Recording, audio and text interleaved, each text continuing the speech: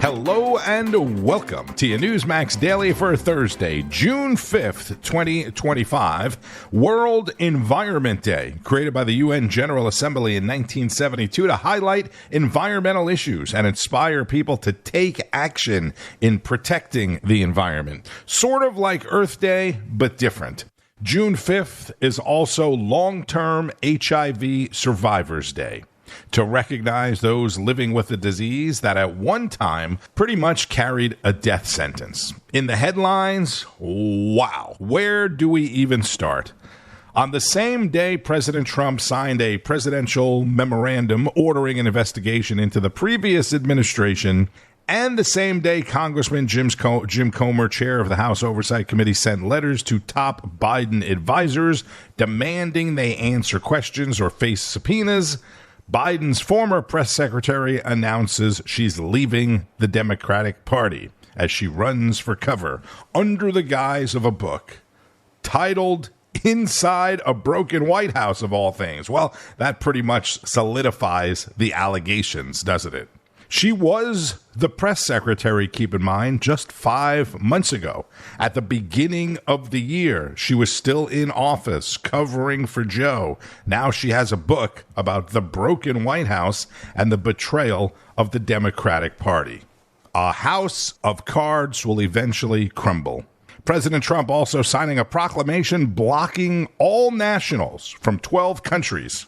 The recent terror attack in Boulder, Colorado, has underscored the extreme dangers posed to our country by the entry of foreign nationals who are not properly vetted, as well as those who come here as temporary visitors and overstay their visas. We don't want them.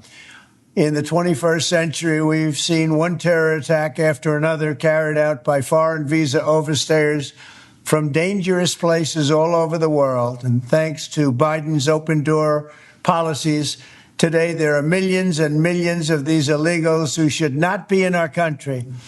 In my first term, my powerful travel restrictions were one of our most successful policies, and they were a key part of preventing major foreign terror attacks on American soil. We will not let what happened in Europe happen to America. That's why on my first day back in office, I directed the Secretary of State to perform a security review of high-risk regions and make recommendations for where restrictions should be imposed.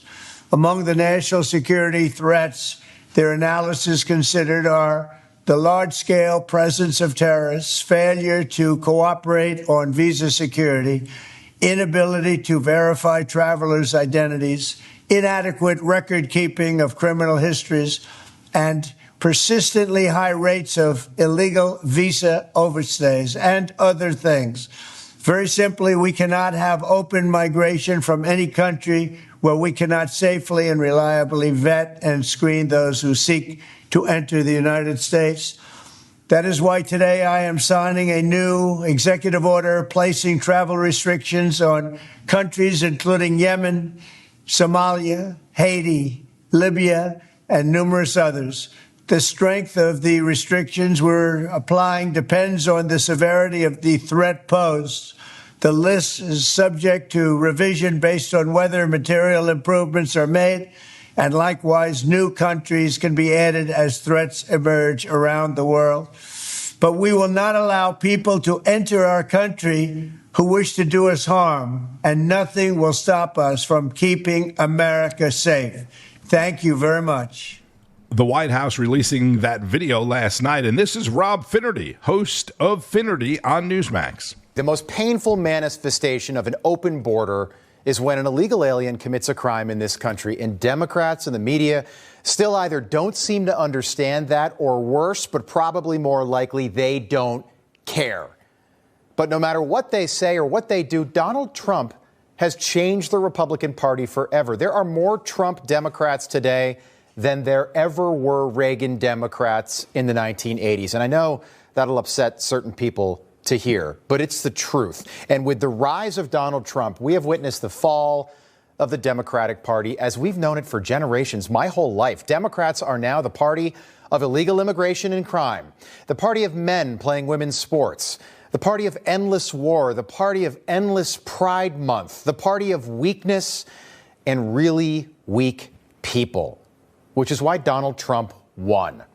Democrats are the party that isn't really a party anymore. Ask anyone you know who they think is going to run against J.D. Vance in 2028, and 20 people will give you 28 different answers, and that's a huge problem. And if an illegal alien committed just one crime in America every single year, that would still be one crime too many. But the rest of the media still don't seem to get that because it doesn't fit their narrative. They don't think it's relevant, which is why nobody thinks they're relevant anymore. And that's why Donald Trump won 7 months ago, almost to the day. Take a listen to this and let me know if you notice anything missing from these descriptions of the Colorado terrorist. A suspect now facing 16 counts of attempted murder and federal hate crime charges for allegedly firebombing peaceful demonstrators. I don't know why people continue to do this, but they do. And our hearts go out today to the victims of what authorities are calling a targeted terror attack in Boulder, Colorado over the weekend. At least 8 people were injured in a makeshift flamethrower attack while gathering in support of the Israeli hostages in Gaza. Police say a man used a makeshift flamethrower to try to set people on fire. 8 people were injured and at least 1 person is in critical condition right now. Okay, did you hear it there? You might have missed it. All those legacy media outlets all striking the right tone on the surface, but they all left out one very important detail. The Boulder, Colorado terrorist was an illegal alien. They left out the most important part of the story. This never should have happened in the first place because he shouldn't be here. And that's why Donald Trump won 7 months ago. But the media continue to try and find any way they can to water down what's true. People that come here are here illegally, which is why they're called illegal aliens. They aren't migrants fleeing oppression. They aren't refugees. They aren't undocumented. They're also not immigrants because they're not trying to become American citizens. Immigrants immigrate to another country to become citizens of that country. That's the definition.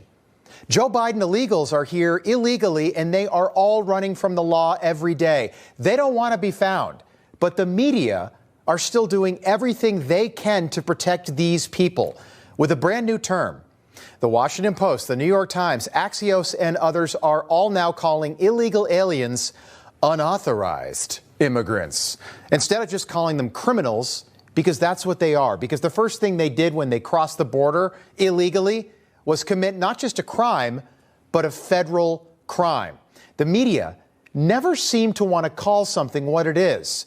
Remember when Donald Trump first called COVID the China virus because that virus came from a lab in China. Why do you keep calling this the Chinese virus? There are reports of dozens of incidents of bias against Chinese Americans in this country. Your own aide, Secretary Azar, says he does not use this term. He says ethnicity does not cause the virus.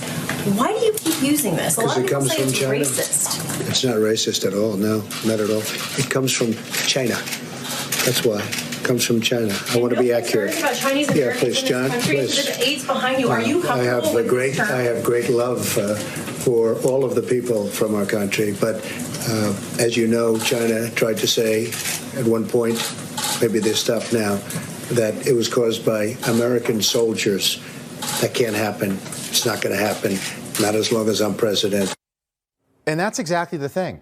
It's not racist. It's not xenophobic. It's the truth. It came from China. It came from a lab in China. Now think about what just happened there.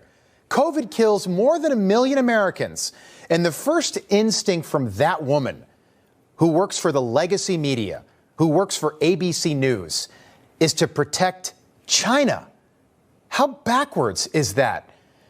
USA Today wrote about the Boulder terrorist's daughter who apparently wants to be a doctor, which is terrific for her.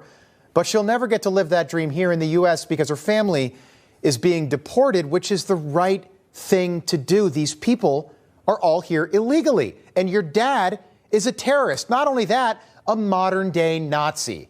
Guess what? you can go back to your country, which happens to be Kuwait, and you can be a doctor there.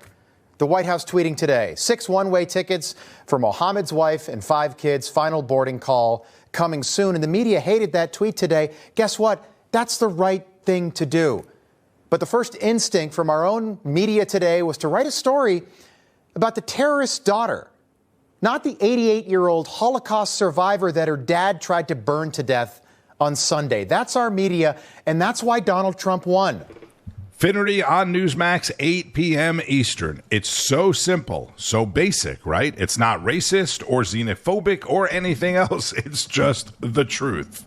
And the media, for whatever reason, has always focused more on the criminals. Even when they aren't illegal aliens, they always talk more about the shooter, the killer, the attacker, whomever, than they do about the victims. Over the course of my news career, I always made it a priority on any event to focus on the victims. Speaking of the media, Wendy McMahon, president and CEO of CBS News, resigned amid growing tensions over the direction of the network and a $20 billion lawsuit from President Trump. You probably heard that President Trump was suing CBS, but didn't know it was for $20 billion.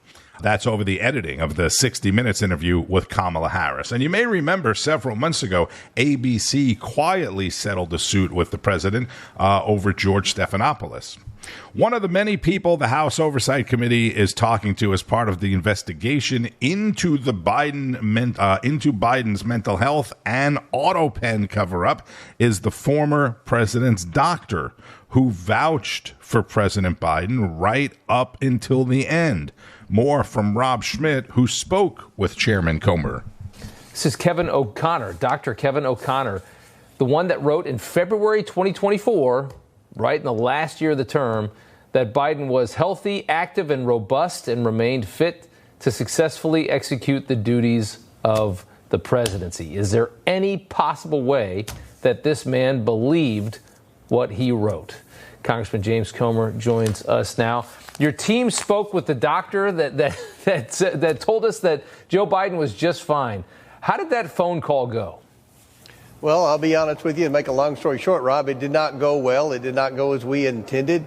The doctor knew what the call was going to be about. They delayed a day or two, but we finally got our staff attorneys with his attorney on the phone. And at the end of the day, we made demands that he had to come in and answer questions. And they could refuse to do that. So I'm going to announce on your show tonight he will receive a subpoena tomorrow. Dr. O'Connor will be the first person to receive an official subpoena. We're serious about these people coming in. So now he's going to have to come in and do a full-blown deposition as opposed to a transcribed interview. The list expanded. We started with the 4 staffers and Dr. O'Connor. Now announced today also we're going to expand that to 5 more staffers that we believe played a role in the auto pen, including Ron Klain, the former chief of staff. So this investigation's moving at a rapid pace by congressional investigation standards, and we expect to hear from these people in the next days and weeks. Do you think that we should it get to the point where I feel like we need it almost needs to be like a position in government, the doctor that oversees the president, and it cannot be somebody with any kind of partisanship at all, and it's, and that goes on both sides. You got to be able to know whether or not these people, these men are capable of doing the job. And to me, it's just insane. There's no way that O'Connor actually believed what he was saying about Joe Biden. I mean, we're talking February 2024. Biden was a mess by then, and he's leading the country. We got to figure out a way to take politics out of that process. I think so, and I think you're also going to have to include the physician as someone who's going to have to disclose their finances, because if you'll remember, during the Biden influence peddling investigation, Dr. O'Connor's name popped up in the domestic scheme that Jim Biden had with Joe Biden on the failed company called AmeriCorps Health, where they were defrauding rural hospitals. So O'Connor had a financial interest in the Biden influence peddling schemes, and that could very possibly have played a role. I don't think the physician should be involved financially with the president, but at the very least, if the physician is, we need to know that, because again, he proudly displayed to America report after report that said Joe Biden was in tip-top fiscal condition. We now know he wasn't. No one in the liberal media is disputing that he was in rapid mental decline at a time when O'Connor continued to tell America and lie to America and say that he was in tip-top shape. So we've got a lot of questions. I'm very disappointed that the doctor refused to come in voluntarily, but he's going to receive a nice subpoena as a gift tomorrow. Tomorrow being today, Congressman James Comer of the House Oversight and Accountability Committee on Rob Schmitt Tonight. We're going to hear a little bit more from Rob in a few minutes. But again, it's another thing that seems like common sense, right? The White House doctor should be an independent person with no political, personal, or business ties to the president. Just makes sense. You remember after 9/11, they reinforced and locked the cockpit doors on planes, right? And you said, why didn't we do that sooner? I mean, it's that kind of a thing. President Trump had a long phone call with Russian President Vladimir Putin yesterday. Bianca de la Garza spoke about it with former Georgia Congressman and VA Secretary Doug Collins during an update on military spending and enrollment. I just want to get your reaction to the breaking news. President Trump having a phone call with Vladimir Putin. Obviously, he wants the bloodshed to end. It's been a goal of his. And this latest Truth Social, if we have it, we'll put it up. I mean, he spoke to him for an hour and 15 minutes. So there can be a back and forth and people saying, Putin's stalling. But there is a dialogue that is happening. He said it's a good conversation, Secretary, not one to immediate peace. But he's also saying maybe he will also help us with Iran. So the way President Trump is sort of triangulating all our adversaries, and you've seen it firsthand, just give us your first top-line thoughts to this breaking news today.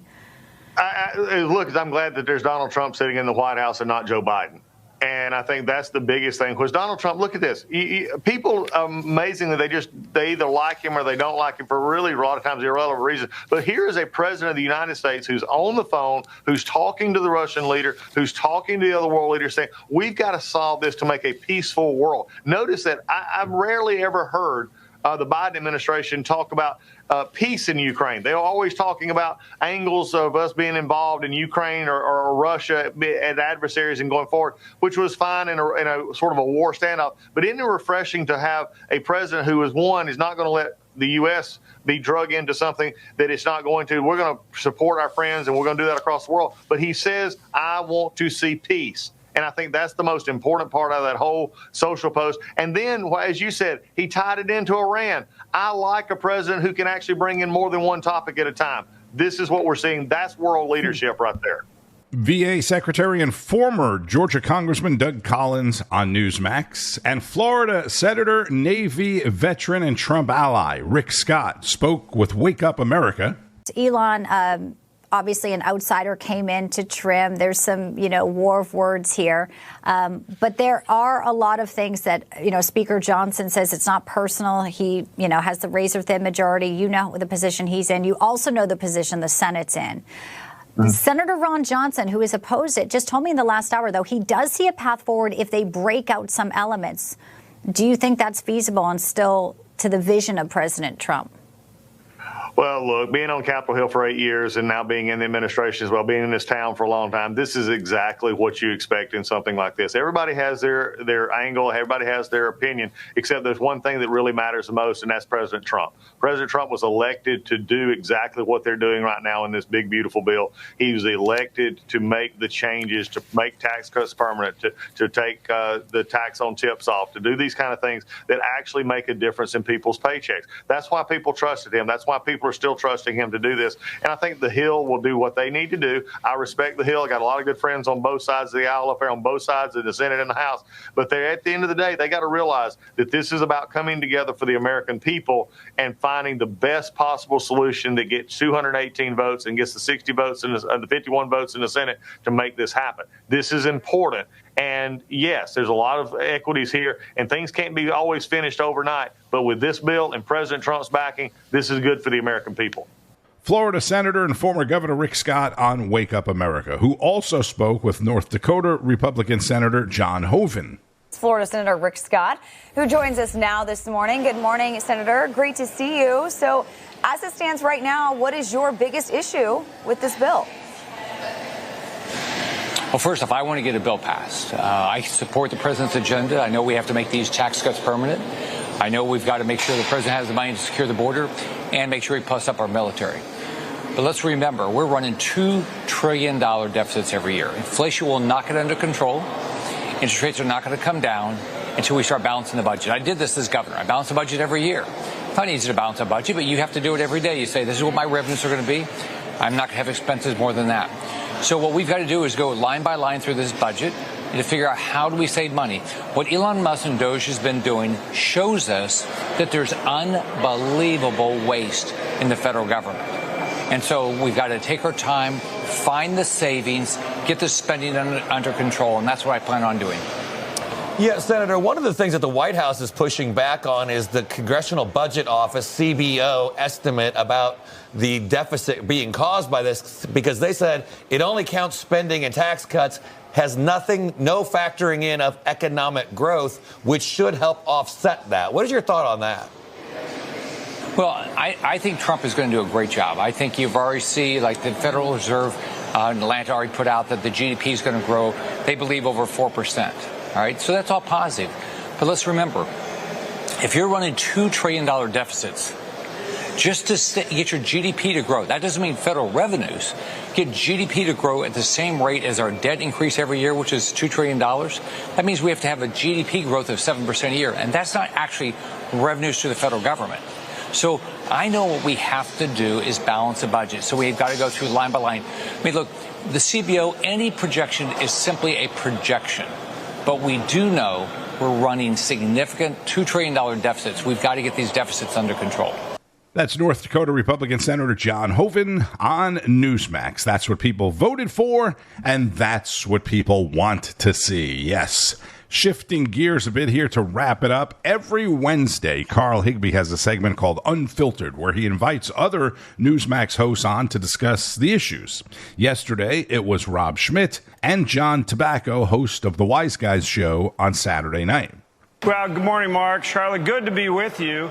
Look, the House did their work. Now we're going to do ours. And we actually are going to do more to address debt and deficit. We expect that we're going to find $2 trillion in reductions. And then the other thing that people don't talk about, but is very important, is by lowering the tax rates the way we are, we're going to generate another $2 trillion in revenue by growing the economy. So lower taxes, but a bigger economy. So that's $4 trillion, by far the most we've ever done in terms of really stepping up and addressing debt and deficit. And then we're going to do more as well.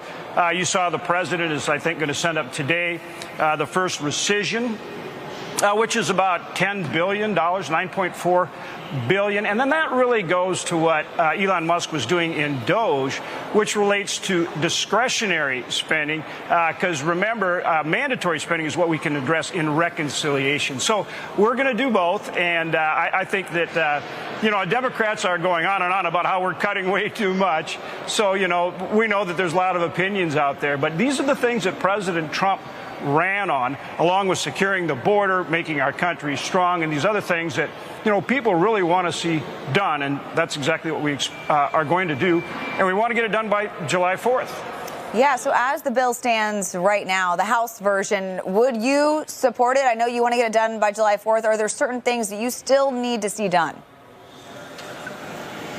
Well, we support it, but we're going to change it. I mean, there are things we have to change because of the Senate rules. So, for example, we have to follow what's called the Byrd Rule. And there are some things that just don't meet the Senate rules for reconciliation, which we need to make sure that we maintain privilege so that we can pass it with 51 votes, a simple majority. Mm-hmm. So we are going to make changes, like I say, increase the deficit reduction. There's some things. We're going to make sure that the tax cuts are permanent. Again, that's about growing this economy. And then making sure we address the things regarding border security. They're so important, not only securing the border, but making sure that we get people out of here who are here illegally, particularly Tren de Aragua, MS-13, and these other organized crime members to make our country safe, and also strengthening the military to end these endless wars. And again, that's the Trump agenda, and that's what people want to see. Good stuff from John Tobacco, Rob Schmitt, and Carl Higbie on Carl Higbee's Frontline. That's 5 o'clock Eastern on Newsmax. No respectable Italian especially one that lives in Staten Island, would go to an Olive Garden for sure. Do they even have Olive Gardens in Staten Island or in Brooklyn? I doubt it. I mean, it's the greatest food in the world. Olive Garden couldn't survive. President Trump is hosting the Chancellor of Germany at the White House today. They'll do lunch, have a bilateral meeting, take questions from the press. We'll have it all live on Newsmax. And then Trump participates in a roundtable with the Fraternal Order of Police as the administration continues its crackdown on crime. A trade group representing contractors that operate Job Corps centers have filed a lawsuit against the Trump administration to block it from eliminating Job Corps, which is the largest job training program in the country for low-income youth. They claim the Department of Labor is violating federal law by abruptly shutting the program down. However, looking at the official press release from the U.S. Department of Labor last week, it says that it'll be a phased pause in operations and that it will happen by June 30th. Again, that was last week. Labor Secretary Chavez DeRemer said basically the program is not delivering the results the students and taxpayers deserve. Overseas, Gaza ceasefire talks have stalled once again, this after Hamas added some major changes to the latest U.S. proposal of a ceasefire, which both Washington and Jerusalem called unacceptable. The Israeli army recovering the bodies of 2 American hostages as well from Gaza more than 600 days after they were murdered by terrorists on October 7th. Israeli special forces found the bodies of Judy Weinstein and Gadi Haggai, a married couple in their 70s. Israeli forces say they knew the couple had been killed during the October 7th attack and have been working to recover the bodies. On Wall Street, stock market started the day in the green, and today is the day. If you're lucky enough to live in the right state, Big Lots is reopening 70 stores in 9 states after the company was purchased out of bankruptcy court. The Edmonton Oilers won Game 1 of the NHL Stanley Cup last night with a late overtime goal against the defending champion Florida Panthers. Game 2 is tomorrow night in Edmonton. By the way, I didn't find anyone watching the hockey game last night who would have otherwise been watching Jen Psaki on MSNBC. If you listened yesterday, you know what I'm talking about. The NBA Finals between Indiana and Oklahoma City gets underway tonight in OKC, so I guess Jen Psaki will have bad ratings again. Be sure to keep up with all of today's events and breaking news on Newsmax, N2, and at Newsmax.com. Also, make sure you have the app so you can stay updated anywhere, anytime. It all starts each and every morning with Wake Up America, National Report, Newsline with Bianca De La Garza, Chris Salcedo, Carl Higbee on Frontline, Greta Van Susteren, Finnerty, Greg Kelly Reports, The Right Squad, and much, much more. I'm Tony Marino. Thank you, as always, for checking out the Newsmax Daily. Share it with your friends, family, and anybody else. Enjoy the rest of your Thursday, Friday Eve, right? And keep on fighting the good fight. News breaks every minute, every day. You need the app, the Newsmax app. Find it free on your smartphone store. Then watch us anytime, anywhere. Information. Truth. Is freedom. Is Newsmax. It's real news for real people.